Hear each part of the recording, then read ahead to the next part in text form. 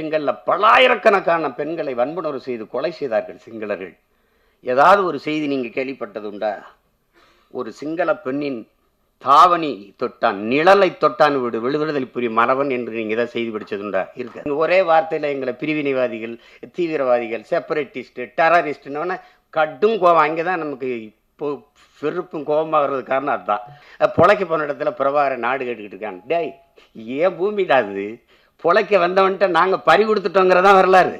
என் நாடு தமிழ்நாட்டில் தமிழ் படித்தால் வேலை கிடைக்காது, சோறு கிடைக்காது, ஒன்றும் கிடைக்காது.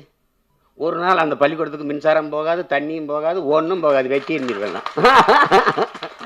சின்லெஸ் லிஸ்ட்டு போல, ஒரு பிரேவ் ஹார்ட் போல, ஒரு 10 கமாண்ட்மெண்ட்ஸ் போல நம்முடைய விடுதலை போராட்ட வரலாறும் ஆவணப்படுத்து படமாக வரணும், திரையில் ஒரு வந்துடணும்னு பெரிய ஆர்வப்பட்டார். நான் மேடையில் இப்படி பதாக வச்சுன்னு வச்சுருங்களேன், எங்கள் அண்ணன் பதாகையை